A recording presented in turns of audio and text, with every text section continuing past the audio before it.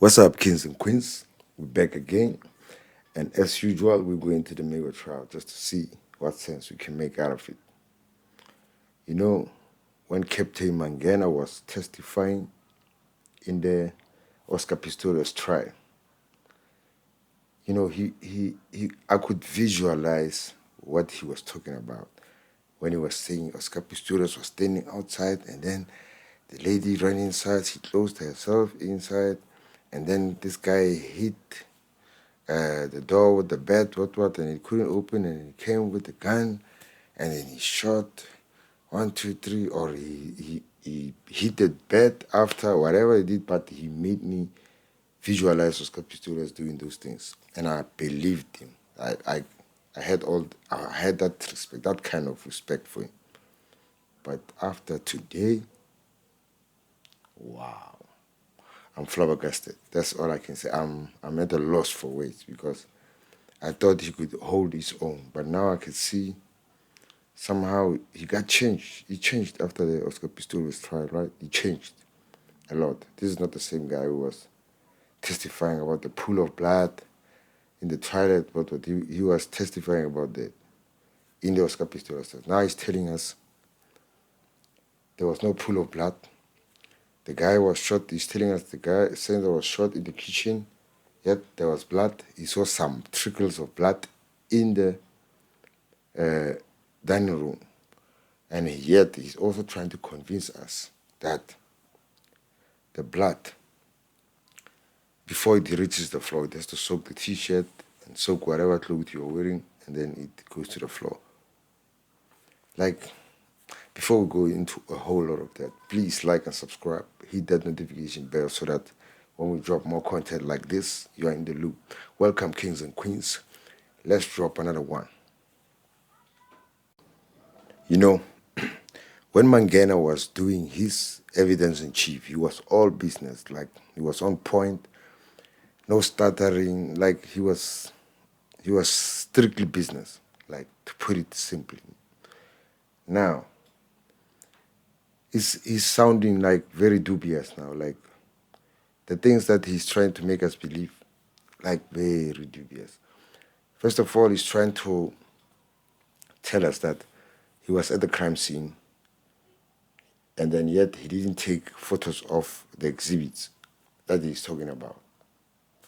Yet, there's a clip somewhere on the internet where he is helping one of his guys to fix a camera, like photographic equipment, right? I'll try to flight it. I'll try to flight it just for you. Here's the clip.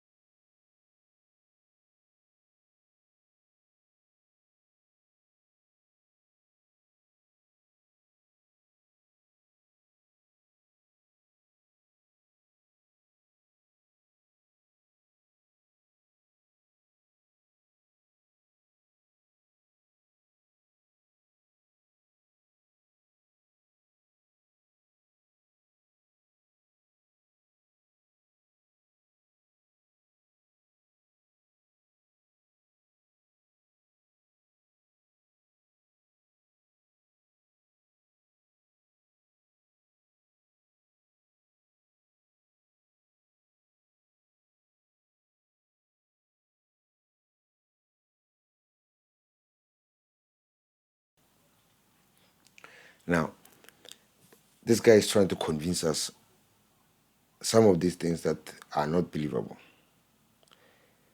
You are telling me that he's trying to tell us that you can just walk around with a gun just because you're a police officer. You can walk around with an licensed firearm, then nobody will arrest you.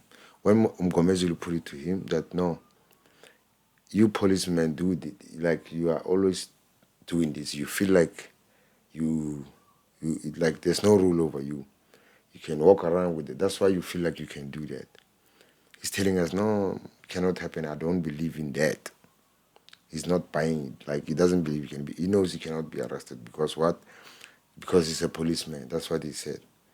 So he believes that since he's a policeman, he can just go into any police station, check out the gun, and then go and test it somewhere and come back. No paper trail, just like that. That's what's happening. Now, you have to be aware that the whole time, ever since he tested the gun has been at his safe.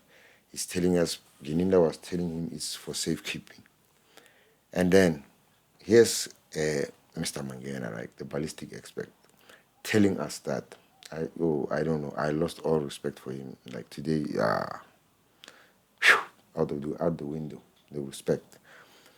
He's telling us he was supposed to go to that place to go and get the gun. The gun was not there.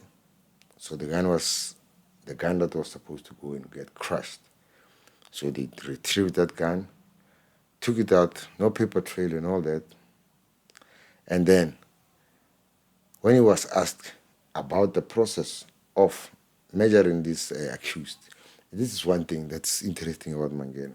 He came up with his own science that you can tell who shot who by just measuring their height. You can triangulate. This guy shot this guy because he's the 1.3, and then when he was confronted by that, about that by Mgomezu, he couldn't live up to the expectation because there's another ballistic expert who's looking at him right now. And then this guy is probably thinking in his head, where did you learn that, my brother? Is that the new science? Is that how nowadays you determine who's the shooter? Is that like, where is that science coming from? Because when he's confronted by it, he eventually admits that you cannot tell who shot who by just measuring their. Even he himself, he pressures that no. Sometimes you'll be holding a gun like this. Sometimes you'll be holding a gun to the top, like there's variations. But how did he take all those steps to measure all those three people in pursuit of what? When that is, like he knew, that is bogus science. It's not scientific, that method. There's a lot of errors that I can carry. There's a lot of mistakes that you can swallow into that formula of yours, that mathematical formula, that outright wrong, correct mathematical formula. Checking that someone is this meters, so that means the bullet was shot this from these meters on somebody's body. That means that's why Gomez was asking him, what if somebody was bent like this? Would you say the guy was still taller than, or would you determine the meters there? You can't. Now, another thing that's very surprising about Mr. Mangen, like I lost respect, man. Like I hated that I lost respect, man. He had so much respect for me after that Oscar Pistorius case. This guy is telling us a bullet, right? That he tested the bullets that's different from Rulse, right? Because Rulse had used the wrong bullets. Fine. Now, when he's confronted, okay, about the presence of Geninda, right? The presence of Geninda during the time when he was doing the exercise of measuring the people. When he's confronted about that, he tells us, yes, he was there. I was called by him. Then I went to meet him there. What does that mean? He was there, right? He tell us no. That means a few moments later, he tell us no. I can't remember if he was there with me when I was doing the exercise or if he was in that office. But the question is, can you confirm if he was there or not? That's when he got angry. He's telling me, see, I'm convinced that he will never answer questions that require yes or no. He has to explain. The question is, was he there or not? Can you confirm that? Yes or no? Already we know you said yes, but you are trying to come up with an explanation. I don't know what you're trying to explain. When he came from the break, he had switched the language now. Like, this is the guy who comes across a gun that he's testing. The gun has a license next to it. I mean, every time you touch a gun, you'll be worried whose gun is this? Whose gun is this, right? If they didn't tell you it's a stolen gun, right? So now there's a bonus. There's a license next to the gun. And when he's asked whose license is it, he doesn't know who's the owner of the license. He didn't check it. He didn't check it. You believe that? You buy that? I don't buy it. Only to find out that gun was Chigo's gun. Now, this guy, when he's confronted with the evidence that there are some witnesses that said the gun that they saw was a 38, he's trying to cook now. He's cooking now. He's telling us, he's trying to make us believe that there was two guns now, when nobody has ever mentioned two guns on the scene. He's telling us just because the witnesses told you that they saw a 38, it doesn't mean eventually the gun that was used there was a 38. When the witnesses said that, so these guys are capable of changing even the eyewitnesses' testimony. Wow, man, unbelievable. Like, I'm at a loss for words. This guy is trying to. I'm not buying his story because he's trying to mix bogus science with the real science. The real science of checking the striations. And he even said it on some of the things that the bullets don't match. So he had to use the bullets that came from. And you know what? They are relying on the work that was done by somebody on another scene, warrant officer rules. That's the work that was done mostly by that guy. And then also, it's amazing that he can walk around with the gun when the investigating officer doesn't know that he's possessing the gun.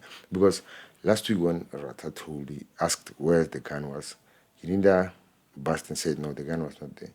Then Mangena said, no, it is, I have it. You see what's happening? Like, the investigating officer doesn't know about the gun, but you have it. And it's fine. When you don't walk around with any indemnity form or whatever, like some paper that says this is why you are carrying that gun. Nothing. You are a cop, you'll be driving cop cars, you are known around, nobody will stop you. That's how they take it, as they take advantage of their occupation. Anyway, I don't want to take too much of the time. I talk too much. But I lost all respect for Mr. Mangena. When the Oscar Pistorius tried, he could paint a picture and I could see it. But here, I don't see the picture that he's trying to paint. That you look at somebody's feet and he feels that signs, looking for scars, possibility, can draw a conclusion that he was hit by a scar. When he's confronted, if he found anything, he said no, it was not a futile exercise because if he found something, he would have. So if he found, sorry, if he found scars on some of the accused feet, those people will be the people who are culprits, according to him. That's the science to him. When, to make it worse, they didn't even check the feet of the people who were in the house. Bozandi and whoever, those people in the house, they didn't check their feet for those cars. And it's amazing that Oscar Silo Shigotwala was not at the crime scene, but they had to take his gun and check it. Why? Why was his gun being checked? Because he was not there. Why were they suspecting that he could have used his gun at the scene? Now he's saying he used a lot of guns. I'm interested to find out what guns, which guns are those, and then whose guns are those that he tested in this scenario. Anyway, guys, let me just bounce. Please like and subscribe, hit that notification bell so that when we drop more content like this, you're in the loop. Peace. Much love. We love your support. And then I welcome the new kings and queens. I welcome your support, the old kings and queens. We value your support too much. Peace. Like and subscribe. I don't want you to explain. You'll explain. It's your right to explain. But my question requires yes or no. Are you certain that Gininda was present at Pretoria North on the 17th of June 2020? In one of the offices. My Lord, I'm not going to answer a question where I'm told to say yes or no. I need to explain. Okay, explain, but I want to know whether you are certain or not. My explanation will go to that. As I said, I went there. I received the call from. I went there and I met with him there. I did the measurements.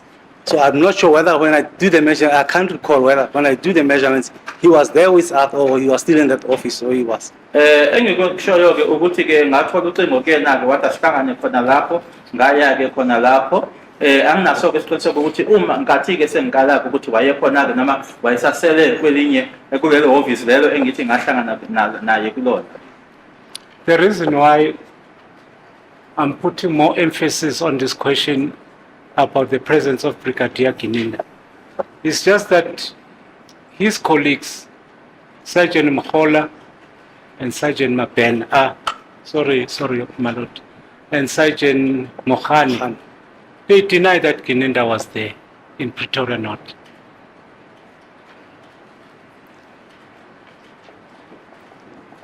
And even Tanzi, when during trial within the trial, he said Brigadier Gininda was present at Pretoria North on the 17th of June 2020. And this is confirmed by you that Brigadier Gininda was present, was at Pretoria North on the 17th of June 2020.